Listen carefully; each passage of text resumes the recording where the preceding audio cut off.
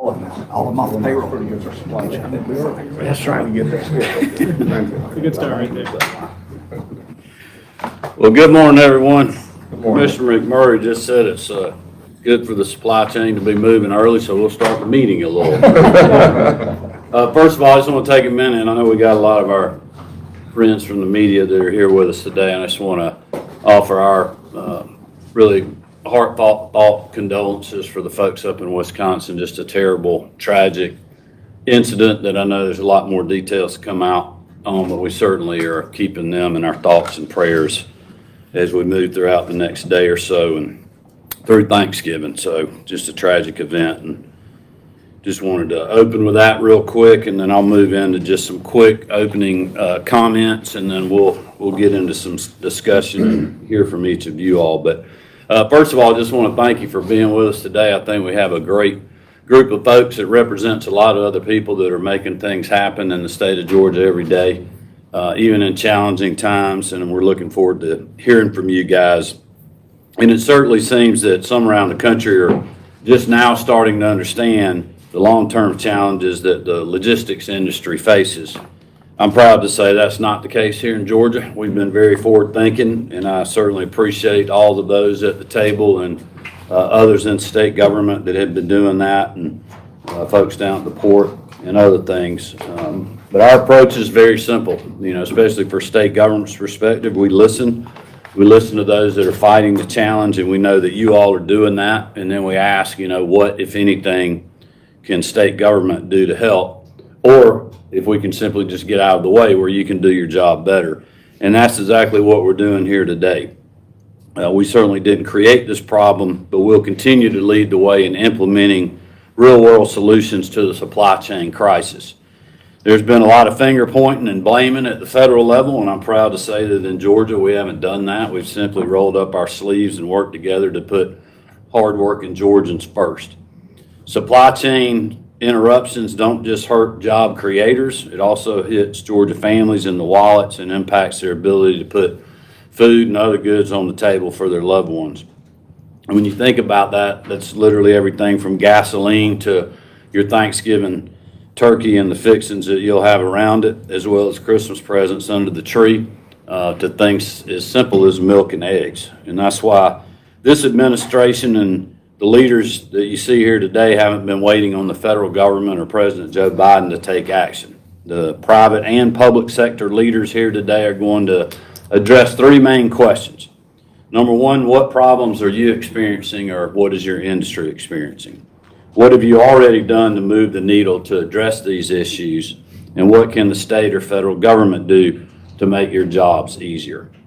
And with that, we'll dive right in and start hearing from our public sector experts on the issue. And I'm going to start with a person that's well known to, I imagine, just about every Georgian, even if they live a long way from the port. Griff Lynch, who's the executive director of the Georgia Ports Authority, and I know Griff and his team have been working 24/7 for a long time. We're very grateful for what you do. We've had just some great news coming out of the port for a long time, but even as recently as a few days ago. So I'll turn it over to you, Griff. Thanks for being with us. Thank you, Governor. Thank you for having me, and thank you to all that are here today. I think, Governor, just to say that this issue really started a year and a half ago with COVID, and when plants and manufacturing shut down in Asia. And so what transpired was there was a restriction of goods moving, and since then, the retailers have been trying to play catch up, restocking efforts, and trying to get their holiday goods in as well. So the supply chain is only so big, and the supply chain's clearly been overwhelmed. What that's meant for the port, last year we saw a 20% increase in volume, which meant almost 1 million additional TEUs. In addition to that, we've seen what we would call long dwell imports. And by the way, it doesn't apply to all retailers. One of our largest customers here today, Home Depot, who's done a wonderful job in helping us. But there are other retailers that haven't had the same efficiency in moving containers off the piers. So what that meant was we had a backlog, and a lot of folks see the backlog in vessels, but they don't understand it all began with not enough warehousing, some challenges on trucking, and it just went, backed up the pipeline. So what are we doing about it now? I have to say, there's no one doing more than Georgia. I think first and foremost, what's really great to see is there's 20 million square feet of warehouse being built just in our local community in and around the port within 30 miles. So that's wonderful to see. We have just kicked off the South Atlantic Supply Chain Relief Program, which I think is going to provide great relief to both exporters and importers. And that is calling to open up a series of facilities that are existing and underutilized, like Norfolk Southern and CSX both have terminals that they don't use anymore, and with their help, we're going to get those open in the next couple of weeks. One is in Atlanta, we have one in Savannah, we also are doing something in Statesboro with a truck yard.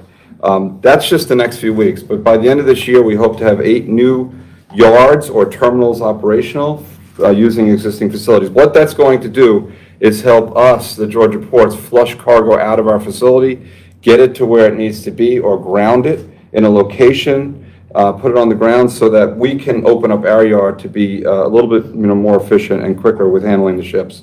As we create space in our terminal, we can handle vessels more quickly. It's that simple. I also want to just share that thanks to the governor's help and the state and the support of our board, we right now are spending about $700 million in capital improvement projects, and our next 10 to 12 years call for $4.5 billion in new terminals and new capacity. We just opened another key milestone of the Mason Mega Rail Yard, so that's really exciting stuff. I don't think there's any other port expanding in capacity as the Georgia Ports Authority is right now. And over the next 6 months, we will add 1.2 million TEUs, or 20-foot equivalent units, in capacity. I think the last point, Governor, the question regarding the federal government, we'd love to see a more aggressive role in permitting projects, allowing for the quicker and really implementation of great projects, not just here in Georgia, but across the board, that would help improve the capacity in the supply chain. A great example is the Savannah Harbor deepening. It's taken us 20 years to get this project done. It should have been done 20 years ago. And the holdup there was just federal government, the permitting process that exists. And so that's one major example, but there's others throughout the system where we could save time and create more capacity more quickly and not be in this situation. Thank you, Governor, for the opportunity to speak. Great. Thanks, Griff. Appreciate that update. Now I'm going to go to Spencer Moore, Commissioner for the Department of Driver Services. Good morning, Governor, and thank you for the opportunity to be here. And you asked, quite frankly, what has the department been doing? And 2 things you mentioned is listening and getting out of the way. We have been very involved with the Georgia Motor Trucking Association and other associations in the CDL community to do everything that we can to increase in capacity when it comes to testing and getting new drivers out on the roadway. So that's our biggest challenge. We've met it in some respects from the standpoint of since 2016, we've increased the number of CDL drivers around the state from around 336,000 to 386,000 drivers today. One of the challenges that we continue to face is limitations in some areas as it relates to the types of federal requirements around many of our younger drivers. The average age of a CDL driver in the state of Georgia is 52. But we have a lot of capacity with our younger drivers in that we currently don't allow those who are under 21 to drive interstate, which is driving out of our state. From our vantage point, it is certainly a capable driver who has gone through the requisite training and can drive perhaps a load from Dalton through Atlanta and down to Dublin. If they're with the Mohawk industry, surely can cross into Chattanooga and safely deliver a load. And we feel like that's a requirement, if allowed, would help the system and allow for additional drivers. One of the things also that should be noted is this is the community that we never stopped serving, even at the pandemic. We continue to open our centers for this community, understanding the supply chain issues and a number of things that they allow for our economic development. And since that point, we've continued to serve them, and we offer any opportunity for existing things that we do, we're here to listen. And if there's ways that we can improve, we certainly want to do that. Thank you, Governor. Thank you, Spencer, and just, please continue to tell your team we appreciate all they did during the pandemic. I know y'all were doing some creative things to keep people getting their license and doing testing, and we're grateful for that. Yes, sir.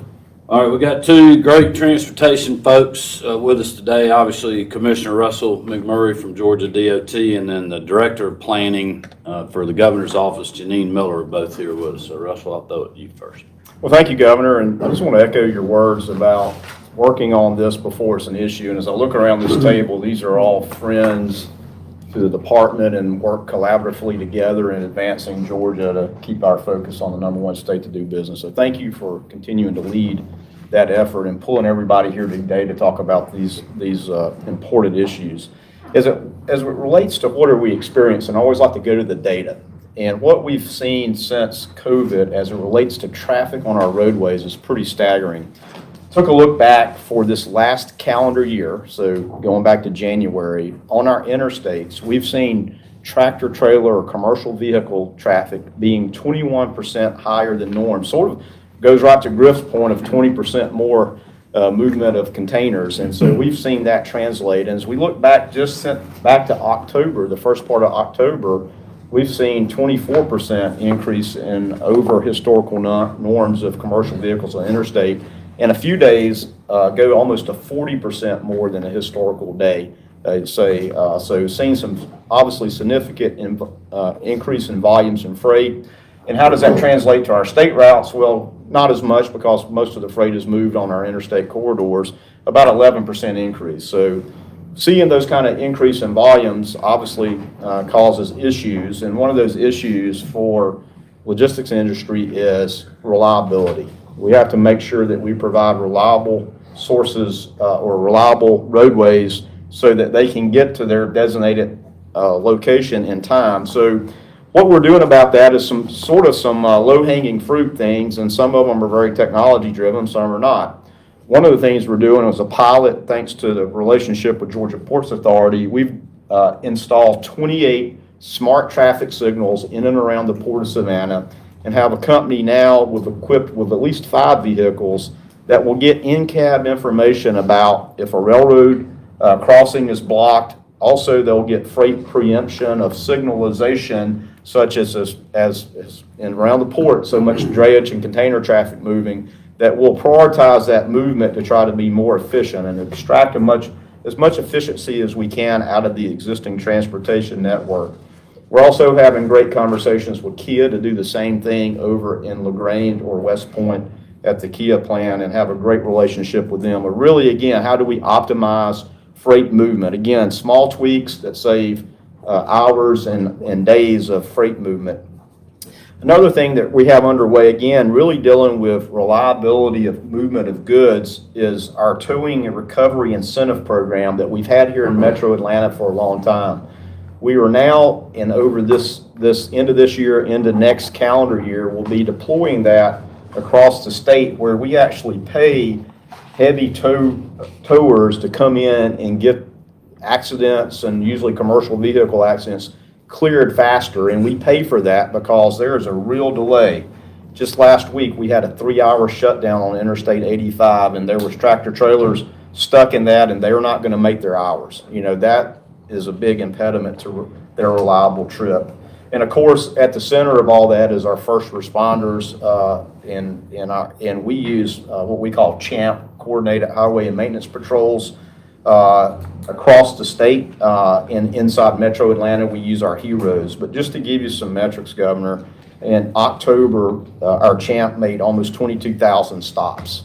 And about 26% of those were motorist assist, helping somebody either get out of the road or get them back on their way. And our hero here around Metro Atlanta, in October of just this year, 5,816 events they went to. 18 of those were trip events, meaning tractor trailers, major backups, and again, keeps that last mile connectivity from happening. So again, our focus on trying to move crashes off the roadway sooner is a big issue. Other part about reliability, when you have those unreliable trips, then truck drivers especially have to find a place to park.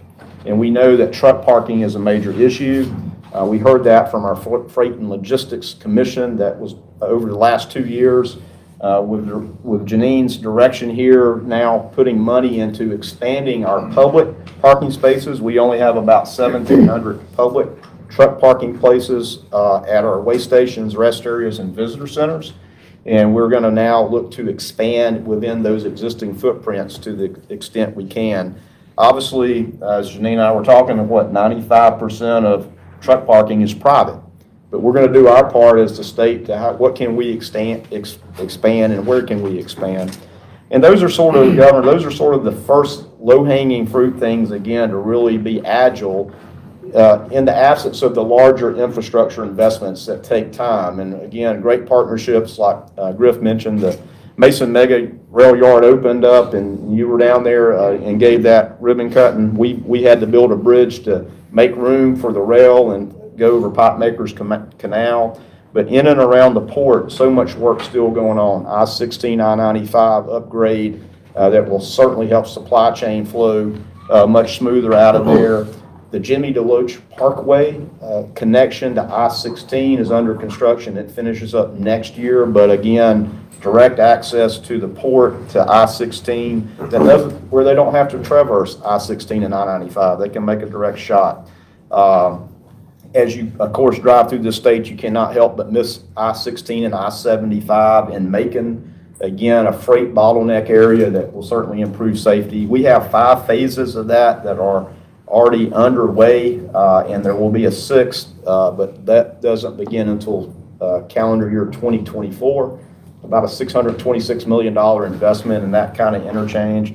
And of course, we have other things planned that will certainly help supply chain and to keep Georgia's focus on being the #1 state to do business. And I'll stop there. Other than the federal role and the state role, we have seen repeatedly the same to Griff's point is in the permitting, the environmental process can be streamlined. That makes us be able to get projects out the door faster, and that's always a help.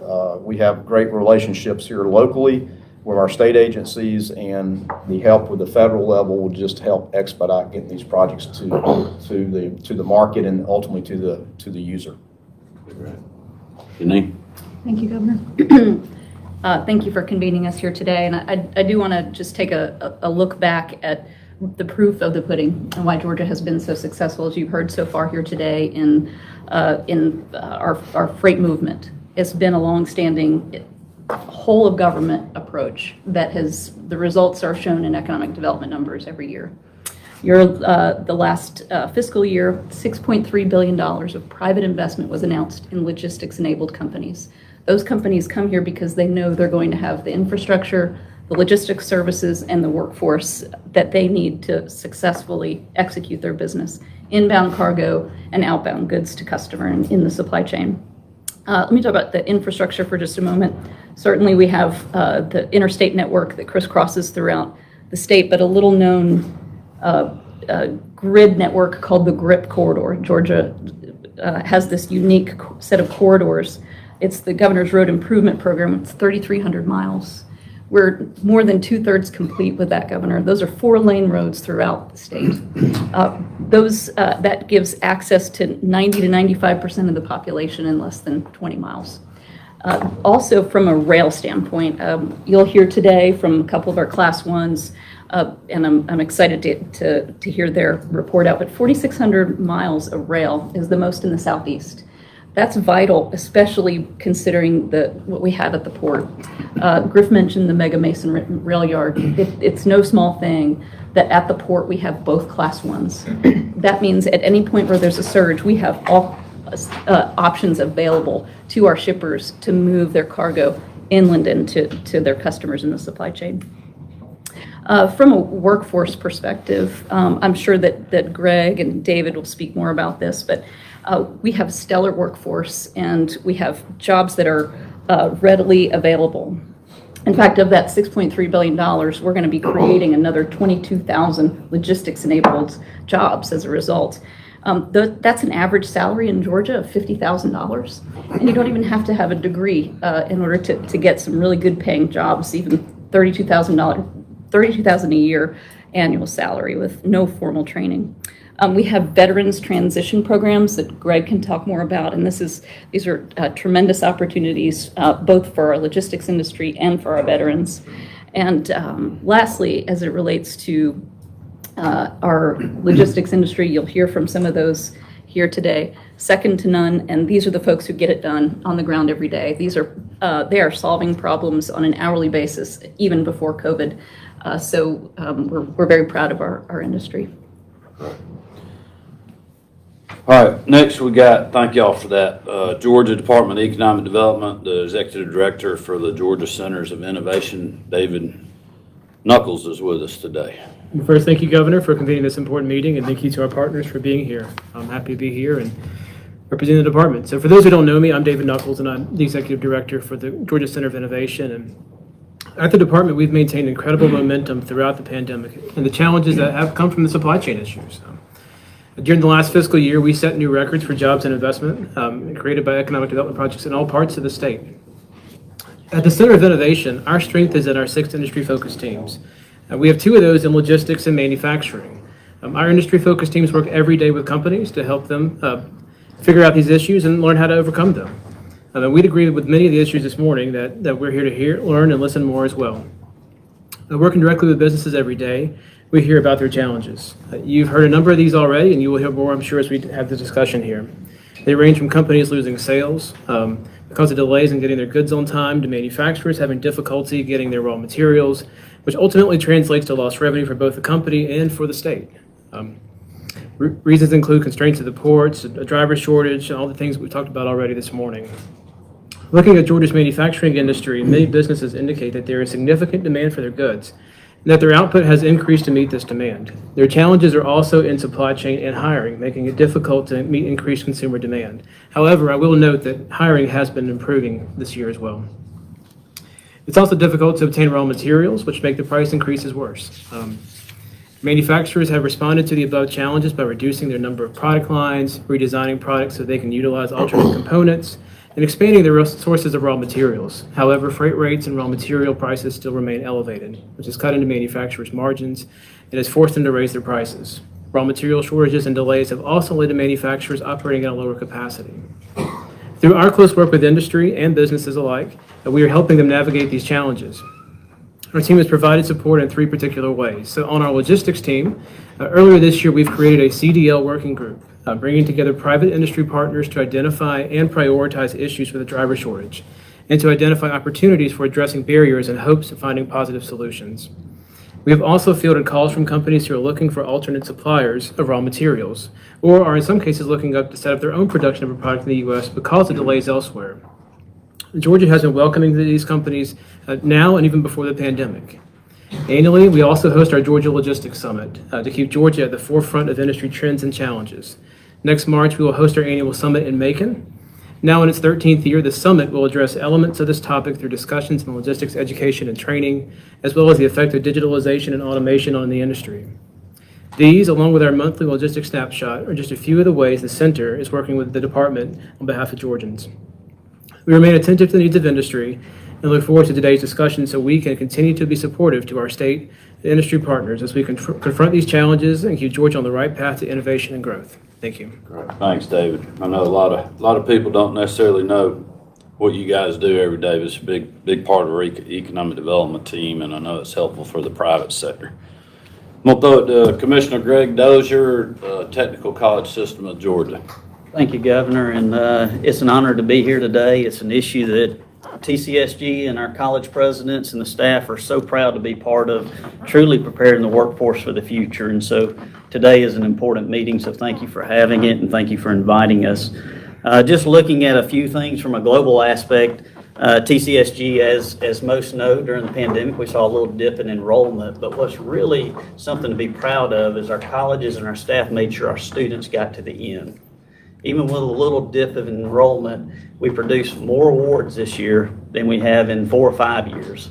And we produced more 2-year graduates than we ever have. And so those that are attending our colleges are coming out work ready and they have the skills to do the job. We see that through an 86% infill placement. So someone comes and gets that training, they go to work in that industry where they are. Specifically looking at the task today as far as logistics, CDL, diesel, and even manufacturing, it all comes together in one. Very, very proud to see that we're seeing slight increases in those enrollment areas. There's some that aren't, but most are. And so we're doing a good job actually making sure the citizens of the state realize, as others have said, the good paying jobs that are out there, the environment they're working in, and the opportunity to actually have a livelihood and provide for their families and change their communities. So we're seeing positive trends.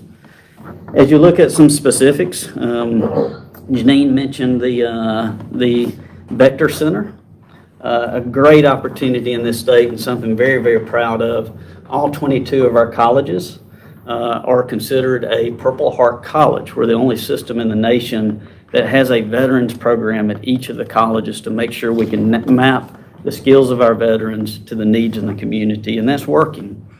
On top of that, when you look at CDL specifically, and that's something that we've been talking about here today, very, very proud that we have 36 locations at 18 of our colleges. So we have 22 colleges total. 18 of those have CDL training capacity, and we have obviously 36 different locations, meaning 88 of our locations have a CDL training facility. That needs to grow. Last year we produced right at 1,700 CDL graduates. That was above the year before. That's a mix of credit programs and non-credit. One of the things that people around this table have been great partners is we offer both a credit program that's offered under the Hope Career Grant Program, something that very, very proud of, that there's a mechanism to fund that student who wants to come and get a credit side CDL program, but also our industry partners are partnered with us, and we have the opportunity to have a for-pay process that may be quicker and get them into the community at a more rapid pace. And so we offer both of those, and we're seeing those both grow across the state. So we're extremely focused in this area.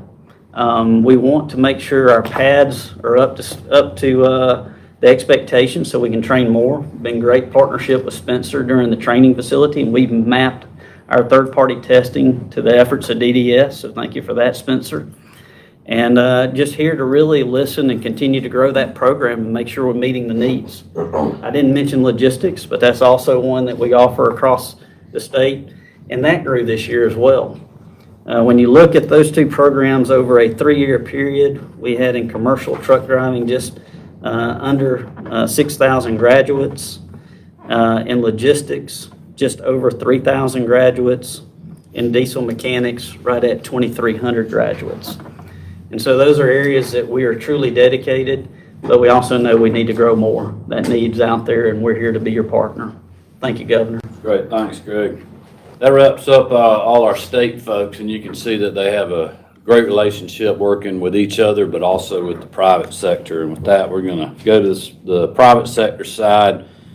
First up, I'm going to turn it to Craig Camuso, who's with CSX. He's the Regional Vice President for State Government Relations. Craig, thanks for being with us. Thank you, Governor. Thank you for having us. It's an honor to be at this table talking about an issue that's so important to the state. Also, the first thing I'd like to do is thank the department leaders in the state, the Georgia Ports Authority, the DOT, Janine, Department of Planning, the technical colleges, as well as the Department of Economic Development, who have all been in touch with us since this pandemic started. And it really hasn't necessarily even been us reaching out to them. It's been them reaching out to us to ask, how can we help? What do you need? And we're just honored to be here. When we talk about the states, CSX operates in 23 states east of the Mississippi. When we talk about government partnership, we point to Georgia. We point to the ports, to the DOT, about good working relationships with the private sector. We've had challenges. We absolutely have had challenges, and first and foremost has been our labor. We have a training department here in Atlanta that currently last week had over 200 new hires that we were running through the system, and we are hiring and need those employees to help us move these goods, because still really plan for us is to move goods safely, move them efficiently, and at the same time be reliable to our customers through the state of Georgia. And working with the port and the opening of the mega rail facility certainly will help us. It'll help us to build longer trains on dock and get those goods out into not only Georgia but to the rest of the heartland. We're delighted and honored again with the work that Griff and his group has done. In addition, we've been working with the Department of Transportation on really as we run longer trains, we look to extend sidings. And of course, that could have a little bit of an impact on the communities. But yet we're talking and working with Russell and his staff on even more overpasses in the state, so we can continue to move these longer trains throughout the state. We are also working with our communities. I mean, again, the railroads run through literally hundreds of communities in the state of Georgia. And when you talk about the railroad industry, Janine mentioned number 1 in the Southeast. We're also in the top 10 in the nation in originations and terminations, miles. So the railroad plays a big role not only at the port but throughout the entire state of Georgia. And we want to work with those communities to make sure that throughout this that we're getting goods to these plants that employ people in those communities to make sure that they keep running. And of course, we're working with our customers. We had a meeting just last week with UPS to make sure that we're able to get those goods to where they need to be as we run into what we call our peak season right now, which is from now until the Christmas year. And also, I'd be remiss if I didn't mention the Department of Innovation and Logistics and the work that you guys do and working with us, trying to come up with solutions. So we look forward to continue to work with your great staff and with your leadership as we try to dig out of this logistics pitfall that we're in. Great, thanks, Craig. All right, now I'm going to go to Georgia Motor Trucking Association. We had the Vice President of Container Services at Howard Shepherd LLC, Mitch Shepherd, with us today. Mitch, thanks for being here. Thank you, Governor Kemp. As the governor said, I'm Vice President of Container Services at Howard Shepherd, and I'm here today on behalf of the Georgia Motor Trucking Association.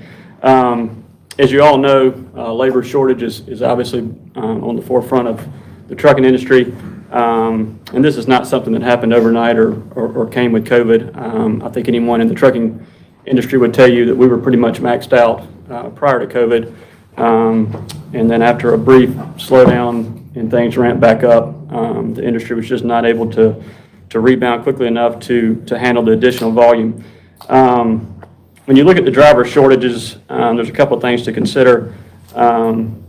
We continue to see drivers leaving the industry for several reasons. Obviously, retirement being one, but also leaving for other industries. When you think about what a driver's asked to do in a day, the home time, the hours involved every day, it's not always the most optimal job choice. So if drivers have other options, we're seeing them gravitate to other industries. There's also a lot of drivers that are forced out of the industry for various reasons. When you look at the total number of CDL drivers in Georgia or in the country, and you wonder why we still have problems, there's a lot of things you have to consider. A lot of drivers are forced out for health reasons. If a driver has sleep apnea, high blood pressure, diabetes, any health issue will not allow them to get a physical. If a driver has an accident, if he gets a speeding ticket in a personal vehicle, if he's caught using a cell phone. I mean, there's just so many things that when they're reprimanded for these things, a lot of times it just forces them out of the industry. So when you look at available CDL drivers, that's something you also have to consider. Along with the labor shortages with the drivers, we're also seeing a shortage with truck technicians. Again, this is not something new, but it's becoming more and more of a problem. I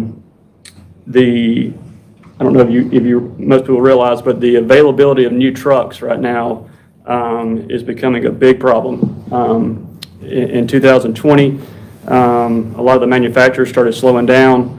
As you're all aware, they started having chip issues in late 2020, early 2021, and it has been almost impossible for the last 9 to 10 months to even get a truck. If you contact a manufacturer right now about a new truck, not only can they not price it, they can't tell you when they'll be able to make it. So we're going to see this become more of a problem in the trucking industry. What it's going to cause is it's going to continue to throw truck trade cycles off, which means that a lot of trucking companies are going to be running older equipment. If a trucking company used to trade their trucks at 4 or 5 years, they might be holding on to them a lot longer now. And what's going to happen with that is you're going to see more maintenance issues, more downtime, and it's just going to drive the need for more technicians. As far as what we're doing as a whole in the trucking industry, obviously compensation and on the driver front and the technician front. Unfortunately, this has probably caused some more problems with the supply chain because as companies continue to throw money at these drivers, they're jumping around more, which does not help things. We're also trying to educate these guys about their health and taking care of themselves. That's something we do every day. We're working with the local high schools, technical colleges, and just trying to recruit more young people into this industry. As far as the state and federal government helping out, I think the biggest thing is we've got to figure out how to transition high school kids into this industry, whether it be a truck driver or a truck technician. And as I said, we're working closely with the technical colleges on that, but that's something that needs to be addressed. It was also mentioned earlier about the interstate, intrastate laws. I think this is something that needs to be addressed. Any container move is considered an interstate commerce. So if you pull a container out of the port and you travel 1 mile to a local distribution center, that's considered an interstate move. So you've got to have a special license for that. And I think just, getting the young people into this industry is something that's, we've just got to figure out how to do it in a safe way. The technology's there. There's cameras. There's speed restrictions. You can limit weight restrictions with them.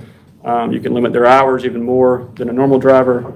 But to correct this long term, this is something we're going to have to do. So we just appreciate everyone's help and interest in this. And Governor, we thank you for having us here today. Well, thank you, Mitch. I know y'all are doing everything you can do. That's great information. I'm going to go next to Georgia Highway Contractors Association President and CEO David Mollering. David, Thank you for being here. for bringing us in today. We're also very thankful too for your response to COVID because that has meant a lot to our industry and allowing us to keep working and keep building the roads and bridges that are dependent on for all these folks around the table. So that has been a key. I can tell you this year's been a very tough year. As you know, we represent a lot of family-owned businesses, and it's our volumes and backlogs are challenged right now. I can tell you that one of the biggest things that we're facing is the same that he's facing, and that's labor shortage. He mentioned that Mr. Shepard mentioned that folks are leaving his industry. I can tell you, I don't know where they're going because they aren't coming to ours, and it's almost like people are just vanishing right now because it's been a real challenge for us to find those people. I can tell you that we're paying more. Our wages are up 25%. And these are all things that aren't built into our existing contracts that we have. There's some our materials. We're seeing steel up over 100%. Availability is a real challenge right now. We have subcontractors who are backing out of contracts that place guardrail and cable rail and things for us because the numbers that what they're buying their materials for is more than their contract is worth. So we are definitely challenged. The concrete availability right now, we're in a 3-week window. So if you want a bridge pour, you got to plan it 3 weeks in advance. So if you miss it, then you're pushed back another week. And so as we're operating on these very compressed schedules, and the reason that the concrete folks are backed up is because they're struggling for drivers. One of my members What about the raw material side? Well, there was a cement shortage for a while. That seems to have kind of come and gone. Mostly on the labor side. Yes, sir. And where we're really seeing it is just trucks that are parked. We can't get any delivery at night anymore. We had a quote recently of $2,200 a cubic yard just to make the point that we don't want to deliver at night. And so we're challenged with trying to meet. All of you don't want to sit in traffic, and deal with us working during the day, so we work at night. That's another challenge we've got with hiring. But when you look at delivery, both on the dump truck side and also the ready-mix side right now, you just can't get folks to haul at night. And so the drivers are literally saying, I'm just not doing it anymore. And so we're trying to get a handle on that. I can tell you that pricing on rental trucks is up another 25 to 30%, all over where we were in the way that we put our bids together.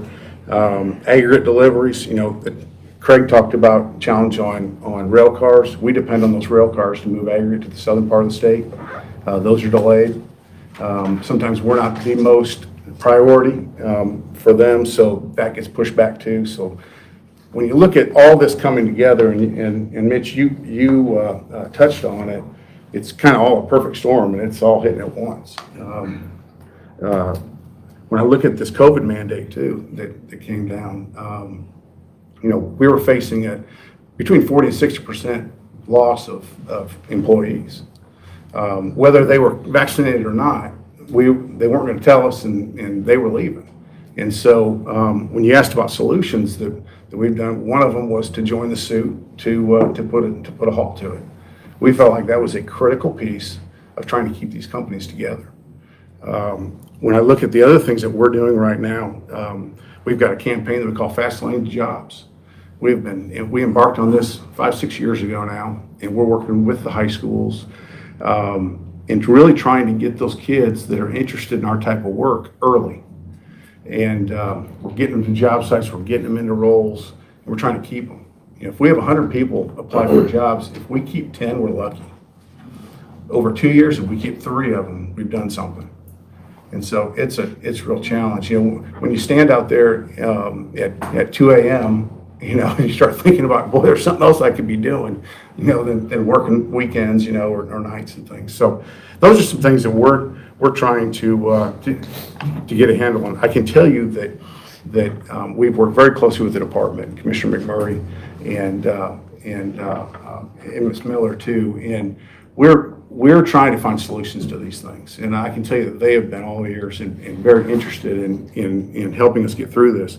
But one of the other things that we're in conversations about is increasing the weight on dump trucks, going to tri-axle dump trucks, and trying to take what would be the value of that extra axle and haul more material. And the biggest reason we're advocating that is because we can't get the drivers. And I haven't even gotten to the equipment piece. You already touched on it, so I won't launch into that. But this whole supply chain thing, everything that everyone does around this is affecting us in some way, and affects other businesses just like ours. And I certainly appreciate the way in which you have championed this. The Freight and Logistics Commission that you have been supportive of, and that others around this table have been supportive of, is, I think, a critical piece to moving forward and making sure that we're able to get those goods through our state, and to handle the truck hour issue with truck parking and things. So thank you to the initiative that you've put forward, and thank you to the Department of Transportation, the way that they work with us. But moving forward, we've got to find ways to be able to manage some of these additional costs and labor issues. David, are you talking to other colleagues in other states? I mean, they deal with the same type of issues? Same issues, exact same issues, yes, sir. And I think if you ask the commissioner, he'd probably tell you too that the AASHTO states, which is all the culmination of all the states, highway departments are all dealing with the same. And it's a serious challenge. It really is. Well, thanks for all you're doing, and appreciate you being here. I'm going to turn to Steve Sifan. Steve is the Executive Vice President of Sifan Logistics, and they're in the logistics business with trucking and other things. So, Steve, welcome. Thank you. I'm honored to be here around all this wisdom and knowledge. And one of the good things about being towards the bottom, everybody's already stole all your thunder. Not to be redundant. These are duplicative issues. Not to be redundant. Driver shortages. We've been in it 37 years, and I've heard that every year with the exception of 2008. So we've refused to participate in the gloom and doom. It is tough, although we've been able to grow it 58% last year and over 100% this year. The demand is through the roof, so that's both a problem and a good thing. I had nothing to do with my dad starting this company in the state of Georgia, but we stayed in Georgia because it is the best state. And we're in a lot of states. We go through a lot of states. And I applaud our governor and our leadership for pausing as we did with COVID and then restarting under a lot of heat, way ahead of the curve. Big risk, but that's what we do in business. A lot of the states that are heavy producers and heavy consumers are the ones that we're slow starting back, and we're feeling a lot of that. Some of our customers we see still don't have in-person visits, which is amazing to me. But I respect their decision. It's okay to disagree.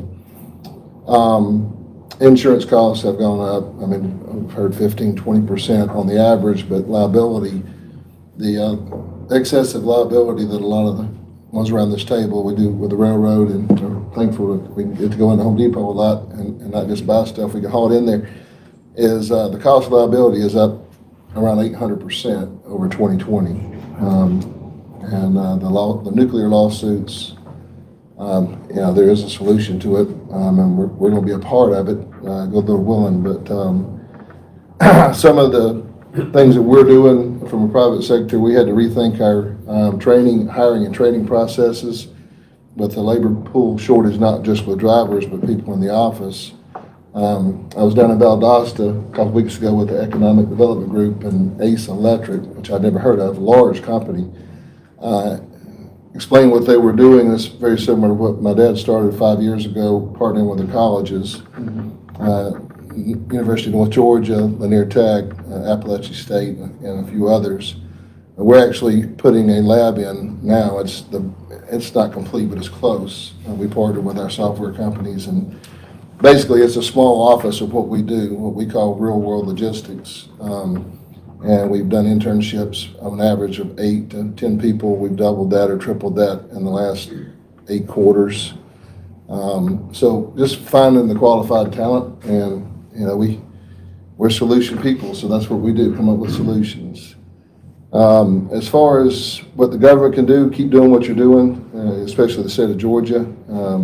Keep leaning on the federal government. If we could maybe relax some of the restrictions, keep it safe, but that half-hour break that you have to take in midstream, you can't get an 18-wheeler off the road and back on the road in a half hour, so there is really no break there. And then take a half hour times 1 million drivers and see what kind of productivity that shuts down. California has a 10-year rule. Just a word of advice for them: if they would relax that, we could get a lot more trucks in there. So those are just some things to point out. Thank you. Thank you, Steve. Next, we'll go to Home Depot. Sarah Gallica, I hope I said that right. Galitza. Galitza. I married into it 22 years ago. But she is the Vice President of Transportation. Thanks for being here. It is great to be here. So I'm responsible for both international and domestic transportation for Home Depot, so it has definitely been a very busy year. Again, a lot of this has already been mentioned, but starting earlier in the spring with our import business, we started seeing between Shenzhen, we had port issues, we had COVID issues overseas, and that really started the tsunami effect of vessels being delayed. We had backups at the U.S. ports as well as international ports, and what that created was basically vessels that didn't move at all. And so Home Depot got creative, as many other retailers did. We did some chartered vessels.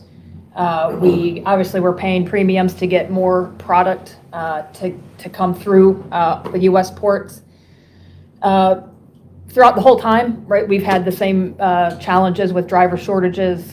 One thing that Home Depot's always supported is that Drive Safe Act, and getting the 18 to 21-year-olds to be able to drive interstate is a big deal. All of our domestic carrier partners that we work with definitely have seen and felt the impact of driver shortages and having to pay incremental wages in order to get the drivers and to get them to stay.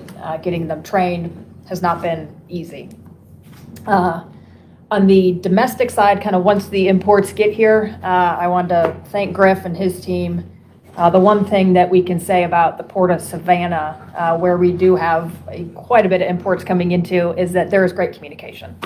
And, so if he picks up the phone and says, we're gonna, need to move some containers, team, and we do it in a partnership. And that's really worked great. I would say LA Long Beach is a different animal, obviously. It has been a challenge. We've been participating as Home Depot in the White House's Supply Chain Disruption Task Force. We've been part of all those conversations and sharing the same type of things that other retailers are dealing with. Not as much on the East Coast, but with empty container restrictions. There's a lot of things, chassis shortages. Those are all things that are driving increased cost and incremental delays for Home Depot. They announced the super demurrage charges at the Port of LA and Long Beach. They keep pushing that date out in terms of when they're going to go into effect. But that clearly is creating a lot of angst on the West Coast. But the good news is, right, with our scale, we've been able to negotiate with certain terminals to get product off the port quickly, which means that for all of our holiday product and people going into our stores, we're in good shape, which is great to hear, and our sales are doing well, which is also a good thing. Some of the things that would like to see, one of the things that a couple of states have talked about is the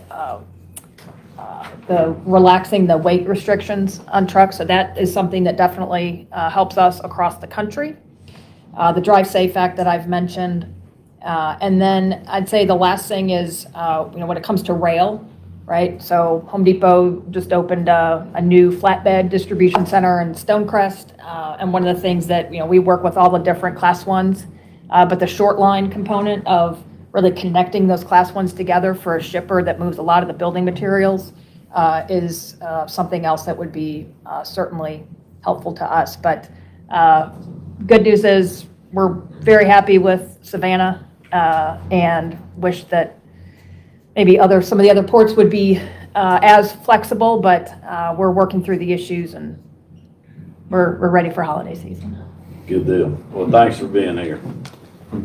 We'll go to Kathy Hasava with the Georgia Food Industry Association. Thank you, Kathy, Governor. welcome. I appreciate you so much. I want to start by saying thank you for bringing this group together for the food industry. You just happened to convey this group on the day that's one of the busiest days of our whole shopping year. And so I thought you probably did that. Find me later for a couple hours. That depends after you get back from the grocery store. So I did want to say, for those of you who have done your shopping yet, you still, unbelievably, after 18 years of this pandemic, are still seeing holes on our shelves.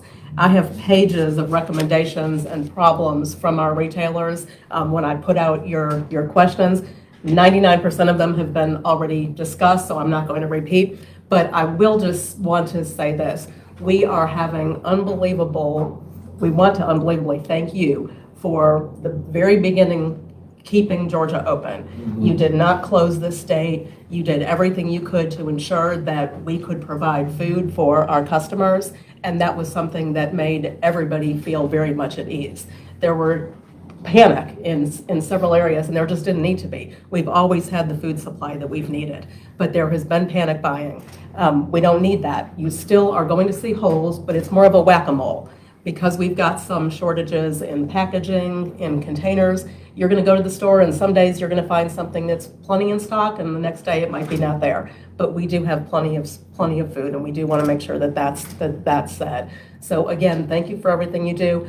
Pages of recommendations, again, it's all been said. Some of the things have been workforce development. We are definitely experiencing problems with the inflation as we experience shortages in so many things. One day you can't get plastic to make a full sheet cake. So we're pivoting. We are pivoting from day one as to what you see on the shelves. We want to thank everybody for their patience. And again, thank you so much for everything you've done. Any regulatory burdens that could be lifted, we appreciate on our truckers, on our stores. And again, thank you so much for all you do. Well, thanks, Kathy, and I appreciate what your folks are doing. I remember stories early in the pandemic where people would be driving through other states and literally there was nowhere to stop and get anything to eat, which is a problem if you're hauling a load across state lines. So just appreciate y'all's really feedback to us during the whole pandemic with executive orders and really this whole group and all the industry partners. We've got, rules and regulations during a pandemic only work if they're reasonable and people can implement them and afford to do so. Because if you can't, we just saw in other states where that was a disaster. So I really appreciate all of you all. And on that point, I'll introduce Nathan Humphrey from NFIB. We work also with Nathan on a lot of these issues, and welcome. Good to have you with us. Thank you, Governor. Echoing what Kathy had to say, I just appreciate you bringing everybody together here that's impacted by this monumental issue. And also, Kathy's point, the biggest thing was the fact that you did keep the economy open, put us light years ahead of so many other states. If you look at the ecosystem of our business environment in Georgia, a lot of the businesses that are under the surface of the water you don't really ever see, because we had the economy open, we're able to function, keep their employees hired, and to just stay afloat. And in other states, they were never given that opportunity. And many of those businesses will never come back. And so now what you're seeing in some of those states is they're dealing with the same issues we are. They're behind the 8 ball because their ecosystem for their businesses is not as healthy as it is here in Georgia. So really thankful to you for having the leadership and courage to lead on that issue on behalf of our small business owners. And I work at NFIB, and we represent small business owners across the country and in the state of Georgia. We have over 300,000, and nationally we have just under 7,000 here in Georgia. And from the start of the pandemic, we've been aggressively doing surveys every month just to kind of track how business owners have been doing during the pandemic. And our most recent survey, just wanted to share some numbers with you, Governor. 62% of our business owners said they're experiencing disruptions in their business due to the supply chain, and it's worse now than it was 3 months ago. 90% of the business owners that responded anticipate the supply chain disruption impacting their business to continue for the next 5 or more months. And 49% of them who their businesses, most of it, their revenues through the Christmas season are worried about it impacting them as well. So it's a big concern. I don't want to belabor a lot of the points that have already been made, but trucking, we have a lot of members in the trucking business. Liability costs have continued to go up, and it is killing the mom and pop family-owned trucking companies. They just can't absorb those liability costs anymore. And they're either going out of business or they're having to sell out. In some cases, they can't even find anybody to write them a policy because of the costs. And so that's a concern. And again, every product, every material that goes into a product at some point was on a truck. Many times it was on a truck multiple times before it ever got to a shelf or to your front door. And many of the public doesn't know that. They're not aware of that because they don't see that process. And so it's really, really critical. So I appreciate everybody's work on this. It's not sexy, doesn't get a lot of the headlines, but it's so critical to again, the ecosystem of our economy and businesses, and just appreciate all your work on this. Now, thanks for being here, Nathan. And let me wrap up just by thanking everyone for being here, and also, again, just thanking you guys for being part of the solution and not part of the problem. I know everybody's got struggles out there, but this group and many others in you all's industries and other Georgians in the business community have been just great to work with us to really find those solutions. And I think it's clear that we've certainly been working on these issues, not just the last few months or even when the pandemic started, but preparing for this day. Even as challenging as challenging as it is for many years. And I just applaud you guys for looking for not only short-term solutions, but also long-term solutions. And our state's had a lot of foresight in making commercial driving part of our high-demand career initiatives and implementing our Troops to Truck program, investing in our highway and rail networks to handle increased shipping volumes, and funding an innovation center that, as you heard David mention, continues to work with our universities to bring high-tech solutions that were once thought to be low-tech problems.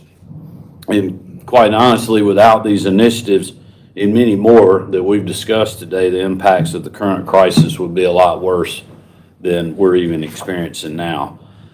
My team, in coordination with the great leaders here today that you see around the table, have identified a few additional solutions that we believe the federal government alone can pursue and ease the supply chain crisis facing Americans as we enter the holidays. Today, we're calling on the Secretary of Transportation to prioritize the implementation of and work with states to execute an adjustment of federal guidelines to lower the eligibility age for CDLs from 21 to 18. The Trump administration proposed this pilot program and the Biden administration walked it back. Now they're understanding the benefits of that program. We certainly heard that today, and they've tucked it into the infrastructure bill. This program must be reestablished on or before January 14th, 2022. If that were to be done, it could certify up to 25,000 18 to 20-year-old drivers as long-haul truck drivers per year. Second, eliminate or suspend the unnecessary taxes that create financial disincentives. For example, the 12% excise tax imposed on new truck purchases in Section 4051 of the IRS code. Third, suspend the burdensome federal vaccine mandate, as David talked about, which is only going to make the workforce shortages more pronounced. I was thinking when you mentioned that, it's really just the government picking winners and losers, and you're going to lose people from one business, and they're going to go to one of your competitors or to another business in another state, which just makes no sense to me. Also, number 4, follow the leads of states like Georgia and talk to the experts in the private sector and identify ways these industry leaders can partner with local, state, and federal governments to move the ball down the field. And while we're not going to wait around and for them to act on their own, our state, as outlined today, is going to continue to move forward. With that being said, we need the federal government also to take action on these issues. Later today, I'll be joining the Republican governors from around the country and asking the administration to take these issues seriously and to quickly consider these options and more. I'll also be issuing an executive order to extend the reach of this roundtable and the public-private sector collaboration that has been such a great standard for our state. So with that, I'll wrap us up. Again, thank you guys for being here. I know you're busy. We'll let Kathy get back to the busiest day of the year and make sure that everybody's got ham, turkey, and anything else they need for Thanksgiving dinner this Thursday. And just thank you guys for all you're doing, for how much you've given back to us, and hope you all have a wonderful Thanksgiving. Also, just want to thank our state partners. I know a lot of people don't really notice every day what the hardworking folks in state government have done. But like the private sector, many in state government were working every day during the pandemic to make sure that we were helping folks in the private sector and helping our folks who were dealing with very challenging health issues and a pandemic and a lot of other things. So thank you guys for what you do every day. Thanks for being with us, everyone. Thank you. Thank you. Thank you, Governor. All right, media folks, we're going to take a quick 5-minute break. So if y'all want to grab anybody that's been around the table, take that 5